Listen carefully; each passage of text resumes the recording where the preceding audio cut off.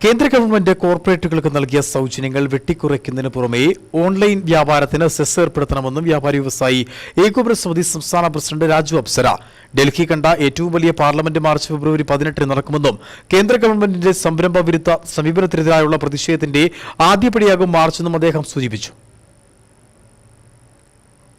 കോടി ആളുകൾക്കാണ് തൊഴിൽ നൽകുന്നത്. 25 കോടി കുടുംബങ്ങൾക്ക് വരുന്ന വരുമാനമാണ് വിരലിലെണ്ണാവുന്ന കോർപ്പറേറ്റുകളിലേക്ക് കൈമാറ്റം കൊണ്ടിരിക്കുന്നത്. അത് കാരണം കച്ചവടം കുറയുകയും കടകൾ നഷ്ടപ്പെടുകയും തൊഴിൽ നഷ്ടപ്പെടുകയും ചെയ്യുന്ന ഈ അവസരത്തിന് മാറ്റമുണ്ടാകാൻ നിർബന്ധമായും കേന്ദ്ര ഗവൺമെൻറ് ഈ കഴിഞ്ഞ കാലങ്ങളിൽ കോർപ്പറേറ്റ് വാരിക്കോരി നൽകിയ സൗജന്യങ്ങൾ വെട്ടിക്കുറയ്ക്കണമെന്നുള്ളതാണ് ഞങ്ങളുടെ ഏറ്റവും പ്രധാനപ്പെട്ട ആവശ്യം. അതോടൊപ്പം തന്നെ ഓൺലൈൻ വ്യാപാരത്തിന് സെസ് ഏർപ്പെടുത്തണമെന്നും അതുപോലെ തന്നെ ഇന്ത്യൻ GST കൗൺസിൽ എടുക്കുന്ന തീരുമാനങ്ങൾ ടാക്സ് കുത്തനെയോ പലതിനും കൂട്ടുന്ന സമീപനം അത് പാർലമെൻറ്റ് ചർച്ച ചെയ്ത് മാത്രമേ തീരുമാനിക്കാവുള്ളൂ എന്നുള്ളതും ഞങ്ങളുടെ ആവശ്യത്തിൽപ്പെടുന്നു.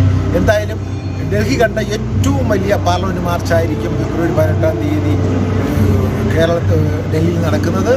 അത് ഒരു രാഷ്ട്രീയ പാർട്ടി ഇന്ന് വരെ കേരളത്തിൽ നിന്ന് പോയി പങ്കെടുക്കാത്ത തരത്തിലുള്ള ആളുകളാണ് ഡൽഹി മാർച്ചിൽ പങ്കെടുക്കുമായിരുന്നത്. ഈ ഇടുക്കി ജില്ലയിൽ നിന്ന് തന്നെ ആയിരക്കണക്കിന് ആളുകൾ പങ്കെടുക്കുന്നു. അതോടൊപ്പം തന്നെ കേരളത്തിൽ നിന്ന് ഏതാണ്ട് 10,000-ത്തിലധികം ആളുകളാണ് പങ്കെടുക്കുന്നത്. ഈ മാർച്ച് നാളുകളിൽ നടക്കുന്ന കേന്ദ്ര ഗവൺമെൻറ്റിനെതിരെ ഈ സംരംഭ വിരുദ്ധ സമീപനത്തിനെതിരെ നടക്കുന്ന സമരങ്ങളുടെ ആദ്യപടിയാണ്.